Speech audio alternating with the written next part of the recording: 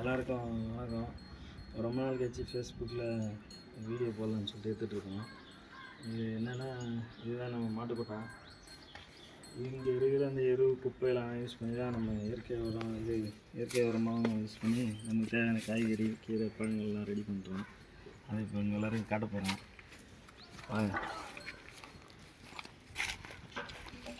இந்த இடம் பார்த்தோன்னா, இது கொட்டாய் ரெடி பண்ணுறதுக்கு போட்டது நிற்கிது வேலை. சரி வேஸ்ட்டாக இருக்குதுன்னு சொல்லிட்டு இந்த எரு குப்பை இதெல்லாம் அதில் கொட்டி இதில் சும்மா வீட்டுக்கு இது அம்மா ட்ரை பண்ணாங்க. தக்காளி செடிக்கு கொஞ்சம் இது இப்போதைக்கு வீட்டுக்கு வந்துட்டுருக்கு. மிளகா செடி இது மாதிரி கொஞ்சம் கொஞ்சமாக. இது வந்து வேஸ்ட்டான இடம்.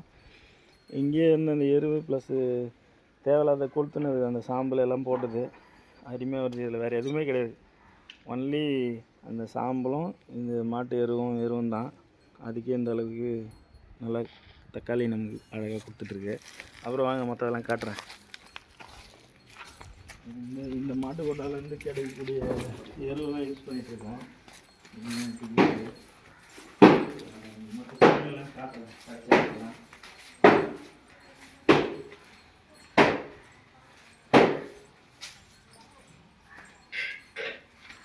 இது ராம் சீதா செடி. இதுலேயே நல்ல பழம் இருக்கும். இது அறுத்து வச்சுருக்கேன். அந்த பழத்தையும் காட்டுறேன். அதுக்கப்புறம் ஒரு பப்பாளி செடி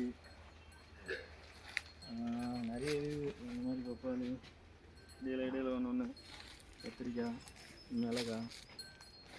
இன்னும் சொல்லப்போனால் இது வந்து பன்னீர் கரும்பு, இஞ்சி செடி, இஞ்சி நம்ம சாதா வீட்டுக்கு யூஸ் பண்ணுற இஞ்சி.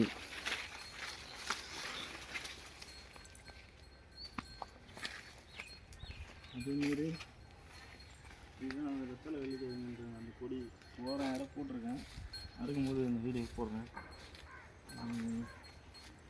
இதுதான் காடு மாதிரி ரெடி பண்ணி வச்சுருக்கோம். காடு மாதிரி இருக்குது.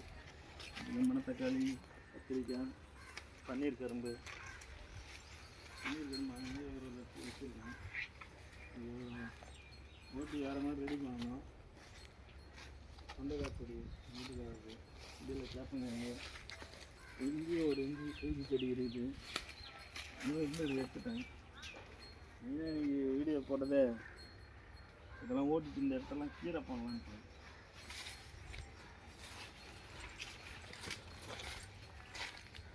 இந்த இடத்துல கீரை போடலான்னு இருக்கிறோம். இன்னும் ஓட்டணும். அந்த மிஷின் ஒன்று புது மிஷின் ஆகிருந்தோம். அதில் நல்லா ஓட்டி மஞ்சள் போட்டு போடணும். இதெல்லாம் பார்த்திங்கன்னா அதான் அந்த பன்னீர் கரும்பு. இது நல்லா சும்மா நம்ம தேவைக்கு இருக்கட்டும் அப்படின்னு போட்டு வச்சுருக்கோம். இப்போ பாருங்க, சாதா வெங்காயம், அந்த பெரிய வெங்காயம் சும்மா வச்சு பார்த்தோம். பூண்டு கூட வச்சோம். ஆனால் அதெல்லாம் சரியான முறையில் இது பண்ணல. சும்மா ஒரு ட்ரையலுக்கோசம் ஓரம் வச்சு வச்சுருக்கேன். வந்து வேர்க்கடலை வேறு கிடையாது. மெயினாக வீடியோ போடுறதுக்கு காரணமே பார்த்தீங்கன்னா இதில் பப்பாளிக்குது, அகத்திக்குது, எல்லாமே இருக்குது. கொய்யா செடியெல்லாம் எங்கேயுமே காய்க்கணும். மெயினாக வீடியோ போடுறதுக்கு காரணமே பார்த்தோன்னா பாருங்க, இந்த வாழை மரம். இந்த வாழைத்தார் வெட்ட போகிறோம். பாருங்கள் எவ்வளோ பெருசு இருக்குது பாருங்கள். இது வந்து முழுக்க நம்ம அந்த மாட்டு எருவு சாணம் இது கொட்டி அதில் வளர்ந்துட்டேன். இதுக்கு எதுவுமே வைக்கல. இதை கொட்டி வச்சுருவோம் பாருங்கள். எருவு இந்த குப்பை, மாட்டு சாண குப்பை, அதுதான் இது எல்லாத்துக்குமே உரம். பாருங்கள் எவ்வளோ பெருசாக வளர்ந்துருக்கு. தார் பாருங்கள் எத்தனை இருக்குதுன்னு வெட்டினா தான் தெரியும், எண்ண முடியும். அவ்வளோ சைஸாக நல்லா பழமும் பெருசாக இருக்குது. தாரம் அதிகம் இருக்குது. இயற்கையான முறையில் இவ்வளோ கொடுக்குன்றது இது ஒரு எடுத்துக்காட்டு. நீங்களும் எல்லோரும் உங்களுக்கு இருக்கக்கூடிய சின்ன இடம் இருந்ததுன்னா கூட இந்த வயலோ இல்லை இந்த மாதிரி மாட்டுக்கொட்டை பின்னாடி இருக்கிற இடமோ நிலமோ வீட்டு மனையாக இருந்ததுன்னா கூட வேஸ்ட்டாக இருந்ததுன்னா ரெடி பண்ணி வச்சுங்க. உங்கள் தேவைக்கு யூஸ் ஆகும். சும்மா இதை பற்றி சொல்லணும்னு தோணுச்சு. அதனால தான் இன்றைக்கி இந்த வீடியோ போட்டேன். வேறு என்ன, ஓகே. நீங்களும் எல்லோரும் இதே மாதிரி பயன்படுத்துங்க. இயற்கையான முறையில் உங்களுக்கு தேவையான காய்கறி பழங்களை உருவாக்கிங்க. ஆரோக்கியமாக வாழுங்க. நன்றி, வணக்கம்.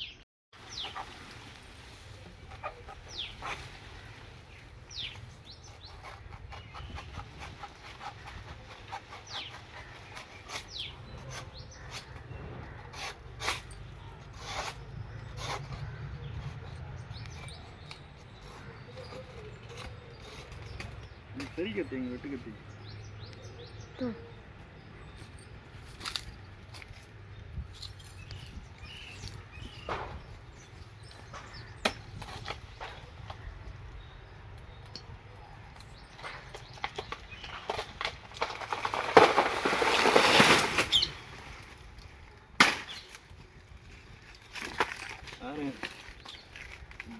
இதை தூக்கி கொடுக்க முடியாது போலக்குது. எங்கே தாரேன் எவ்வளோ ஹைட்டு, என் ஹைட்டுக்கு பாதி இருக்குது.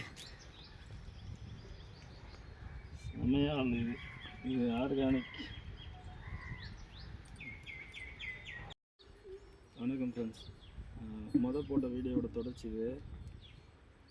நான் சொன்னல அந்த ராம் சீதா, இதுதான் அந்த ராம் சீதா. இது பாருங்கள், ஆர்ட் சைஸில் ஆர்ட் மாதிரியே இருக்குது. எல்லா பழமும் அப்படி தான் வருது. நான் படித்தேன், இது இதயத்துக்கு நல்லது அப்படின்ற மாதிரி சொன்னாங்க. சீதா வகை எல்லாமே நல்லது, கேன்சருக்கு நல்லது, ஏதோ சொல்கிறாங்க. அது வருதோ வரலையோ, நல்லதோ கெட்டதோ தெரியல. ஆனால் நம்ம உடம்புக்கு சுவைன்ற மாதிரி எல்லா சுவையும் நமக்கு தேவை. நம்ம சாப்பிட்ற சாப்பாட்டில் கிடைக்கணும். இப்போ எப்படி எல்லாம் விட்டமின்ஸ் குறைபாடு, இப்போது சர்க்கரை வியாதி வந்தவங்களே பார்த்தோன்னா நிறைய விட்டமின்ஸ் டேப்லெட் தான் கொடுக்குறாங்க டாக்டர். மேக்ஸிமம் பார்த்தோன்னா நமக்கே தெரிய மாட்டேங்குது. நிறைய விட்டமின்ஸ் B12 அது இதுன்னு ஏதோ சொல்கிறாங்க.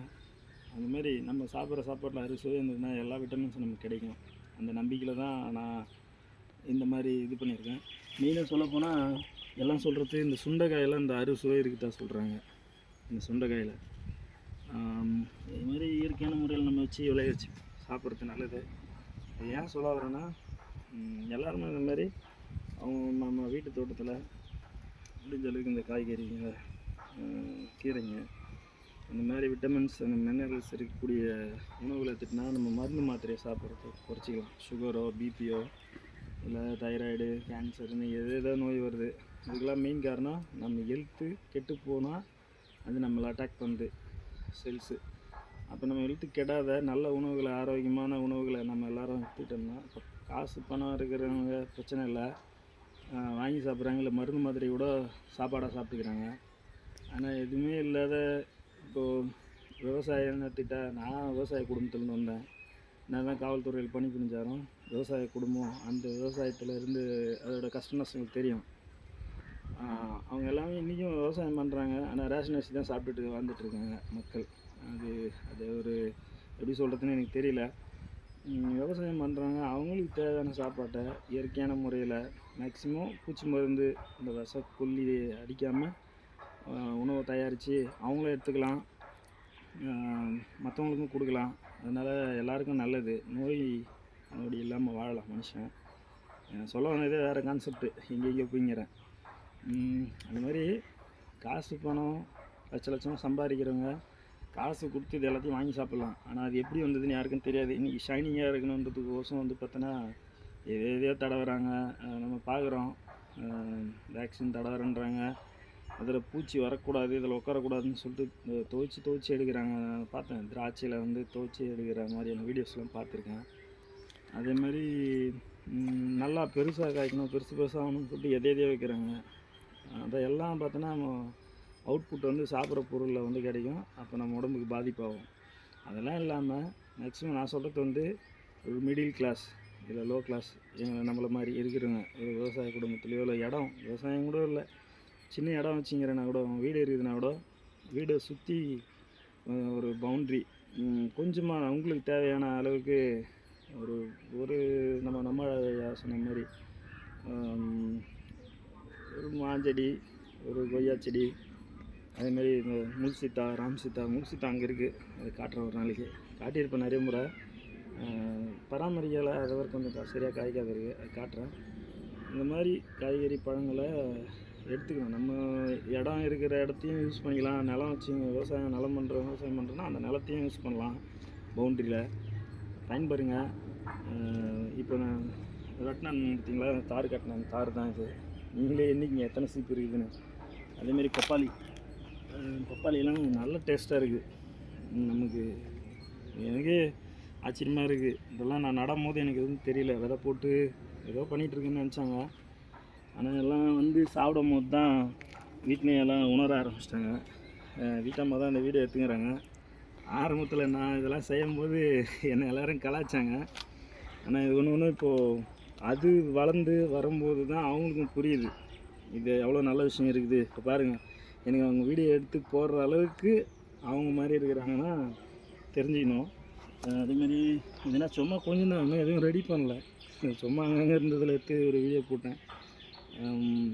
பண்ணாக்கா கீரைலாம் இருக்கும், இன்னும் நிலத்துலையும் பண்ணுவோம். அது நிலத்தில் பண்ணுறதையும் நான் காட்டுறேன். இது வந்து எங்களுடைய சொந்த யூஸுக்கு நாங்கள் பண்ணிகிட்ருக்கோம்.